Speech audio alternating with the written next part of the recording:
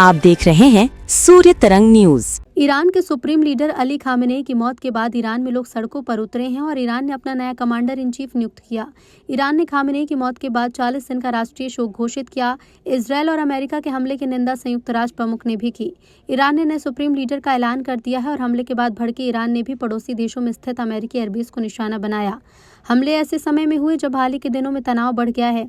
अमेरिकी युद्धपोत क्षेत्र में तैनात किए जा चुके थे और ट्रंप ने कहा था कि वो ईरान के न्यूक्लियर प्रोग्राम को सीमित करने के लिए समझौता चाहते थे। ये उस समय हो रहा है जब देश के भीतर हालात चुनौतीपूर्ण और राष्ट्रव्यापी विरोध प्रदर्शन के बाद सरकार के खिलाफ असंतोष बढ़ रहा है।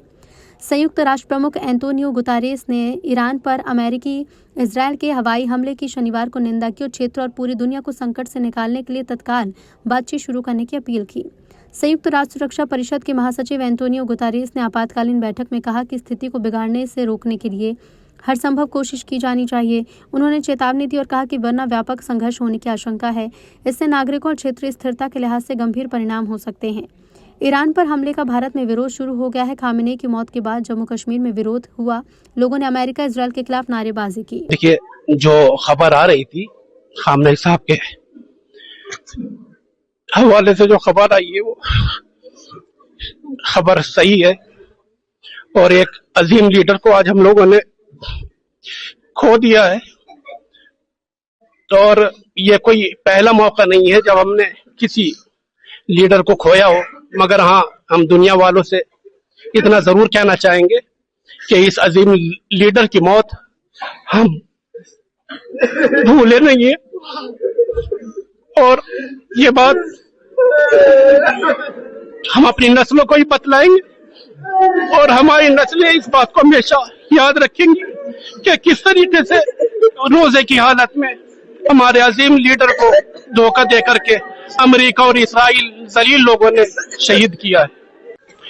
देखिए, मैं तो साफ बात करना चाहूंगा कि मुसलमानों में एक तबका ऐसा है जो इमाम हुसैन अलैहिस्सलाम के रास्ते पे चलता आया है और जिसका हमेशा से ये कहना रहा है कि हम मजलूम की हिमायत में आवाज उठाते रहेंगे। आज खामेनेई साहब की शहादत हुई, मगर मैं दुनिया वालों से ये कहना चाहता हूं कि वो इस बात का जवाब दे खामेनेई साहब की शहादत हुई किस लिए, अमेरिका से दुश्मनी क्यों थी, इसराइल से दुश्मनी क्या थी।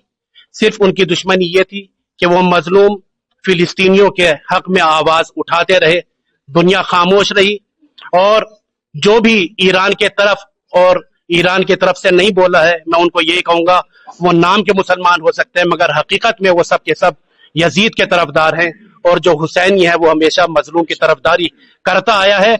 और ये सिलसिला ऐसा नहीं है खामेनेई साहब की शहादत के बाद खत्म हो जाएगा, ये शहादत हमारी मीरास और इंशाअल्लाह ये सिलसिला इसी तरीके से आगे चलता रहेगा। बिस्मिल्लाहिर्रहमानिर्रहीम, इन्ना लिल्लाहि व इन्ना इलैहि राजिऊन। बड़ी अफसोसनाक खबर आज ये ईरानी मीडिया के जरिए से पता चली। देखिए, जो इजराइल ने और अमेरिका ने कल हमला किया था वही हमला आतंकवादी हमला कह जाता है, दहशतगर्दी कही जाती है कि खाड़ी में पूरी खाड़ी को आज जंग में डाल दिया है और पूरी खाड़ी में जो हालात हैं वो आप सब लोग देख ही रहे हैं। मैं ये समझता हूं कि दुनिया को ये समझ लेना चाहिए कि अमेरिका और इजराइल किस तरीके से पूरी दुनिया में खूंरेजी, नफरत और दहशतगर्दी फैला रहे हैं। आगाए खामेनेई की जो शहादत की बात है, मैं समझता हूं वो किसी एक मुल्क के लीडर नहीं थे, बल्कि वो हर मजलूम के लीडर थे, हर मुसलमान के लीडर थे, हर इंसान के लीडर थे। उन्होंने हमेशा मजलूमों की हिमायत में आवाज को बुलंद किया है। आज जिस तरीके से आगाए खामेनेई को शहीद किया गया, बहुत अफसोसनाक खबर है, बहुत अफसोसनाक मरहला है। मैं समझता हूं कि ईरानी कौम जो एक गयूर कौम है, उसका वो महबूब लीडर जिसको आज शहीद कर दिया गया है, वो जो ना करे कम है।